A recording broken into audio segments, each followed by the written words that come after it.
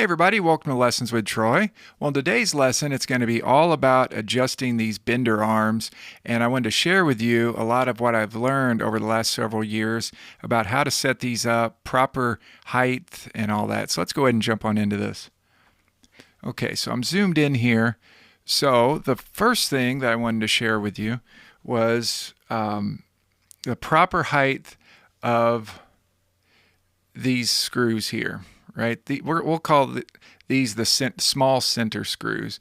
And see how it has this spring in between? This is going to be called a button head hex screw, and it's actually hollow.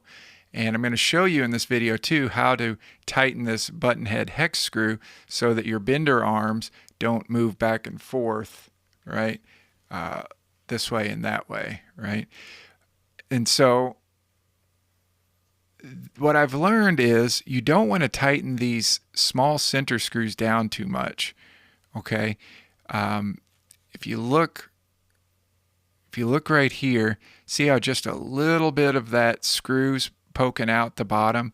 I've found that that's about all you really need, because if you tighten these down too much, what happens is the spring tension gets smashed too much, and then that spring tension is too much to where you can't turn these by hand. Okay, so how do you get these bender arms then to basically go down? Because you'll want them closer to the stopping point here below your bridge, and the way to do that is to adjust these back screws here. Okay, to get your bender arms to where they go down, what you have to do is you actually tighten these screws. So you tighten these screws down to where it pushes the bender that way, right? So basically think of, as you push the bender down, it's like a slow way of doing that is to tighten these screws here. So tighten those screws down to where you're basically getting just a little bit of that screw poking out, and you want about that much spring tension. I've found this one actually looks really good. See how you can still see the spring? And then I'll have to retune this later, but I can turn those by hand. What I found with these screws, they're a little harder to turn by hand unless you lift the bender arm up, right? Or push the bender arm down, I guess it would be, right? So that's a big thing that I found. The other thing, as you can see on these bender arms, is I found this adhesive foam stickers. And I've talked about this in several videos. These are for those small fingerboard skateboards. I can put a link to these in the description. But I wrap my bender arm with these, and it makes a world of difference. Night and day differences to how my hand kind of sticks. I don't want to say sticks, but doesn't move, slip around on the smooth metal there. That makes a world of difference. Okay, so the other thing I wanted to talk about is adjusting the tightness of this button head hex screw here, hollow button head hex screw, so that your bender arm isn't moving left and right, or this way and that way. So let me show you how to do that. So let's go ahead, and I'm going to remove this one. Okay, and you just do it like this. Let me see if I can get a good angle here. Okay, so I'm just going to take this and you take it all the way out.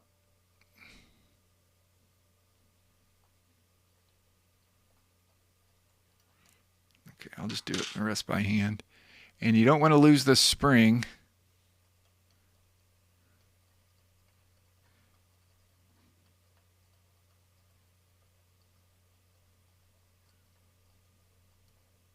So keep going. I'm just going to grab that spring.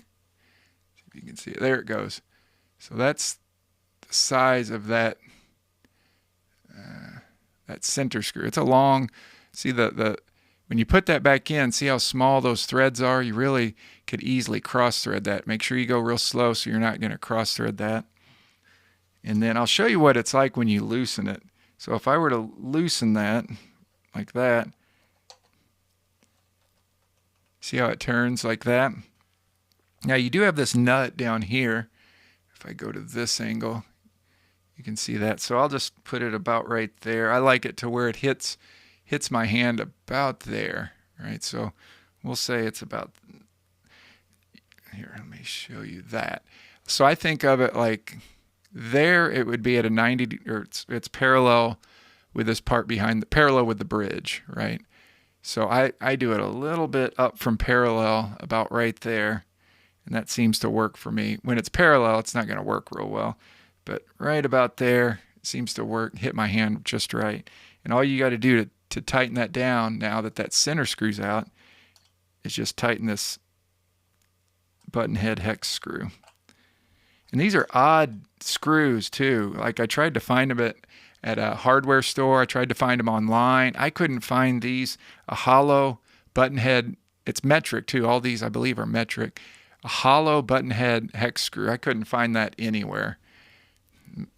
Somebody had mentioned that I could maybe get a machinist to make them. But you can see here, see that nut? When you tighten this down, that nut gets a little loose. Now I don't crank that nut down. I just get it a little bit tight, just a little snug, and that should be good. I might tighten that down a little bit more.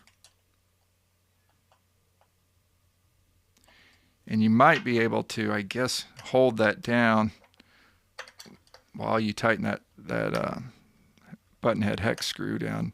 But I'll just do that just a little bit. And now that's not going anywhere. That seems to be pretty tight. So then what you do is you put that small, long center screw in there. Like I said, make sure you go real slow at first. It should go in real easy so that you're not cross-threading it.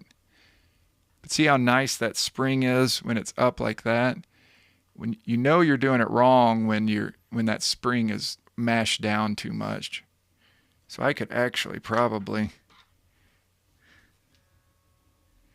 bring that down a little bit more. And you're only going to get just a little bit coming out the bottom. So if I keep going, I should see a little bit come out the bottom. There you go. So you can do a lot of tuning with this just with that much of a screw coming out the bottom. And then your spring's not mashed down too much. Right? About right there. Okay.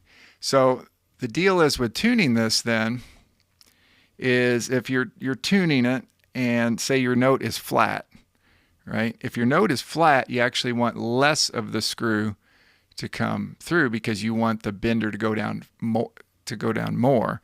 If your note is sharp, then you put more of this screw there down so that you have less, the bender's moving less down. That makes sense. But yeah, these are easily able to be twisted. You can see they have that knurled head, and they're easily able to be twisted by hand if this spring isn't mashed down too much. That's easy to twist right there. That's nice. So that's what I've learned. Don't put a ton of that screw down through there. Just about that much will work. And it's the other thing is check out, this is a good angle actually to see those rollers back here, right? Make sure your string is under those rollers. These are all, I don't even know if it could go above them, but maybe it could, I don't know. But see how it's under the rollers, but it's a good view of that. And then you want your string to be in the grooves there, nice and straight. Okay, so I just got this back in tune off camera, and you can see what little amount of that center screw is poking out there. Okay, so that's about how mine is set up. Now the other thing I wanted to show you is kind of my right hand placement, now that I got this close-up angle here, and how I kind of set my benders up. I really like it about right here. I may adjust it a little bit, and I can still kind of turn that just a little bit too by hand to fine adjust the bender arm, right? But let's see here. Let's see.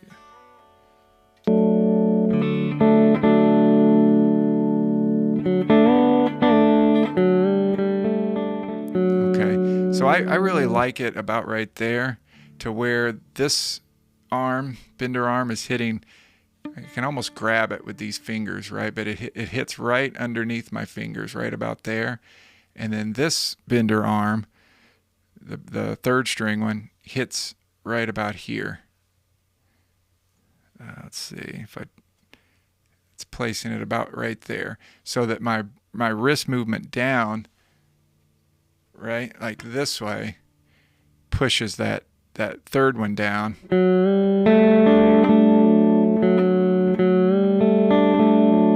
And then all I got to do with this one, I can still maintain good right hand position here, and I can just almost like twist my wrist back, like, and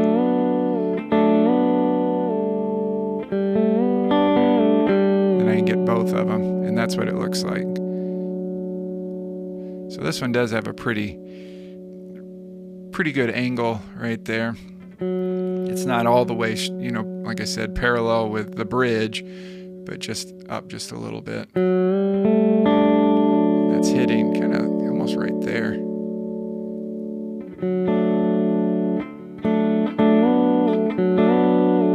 And then that second one, I can just twist my wrist back like that. But some of my students want to move their shoulder, kind of do it with their shoulder. If you watch my shoulder here, it's not going to move, right? That's more of a wrist thing on the third string. And then when I do the second string, that's just pushing down, like just like that, with that part of my wrist. A little bit of elbow, maybe. Yeah, I am pushing a little bit with my elbow, looks like. Okay, so I hope that helped you, and we will see you on the next video. Thanks, guys. Talk to you later. Bye.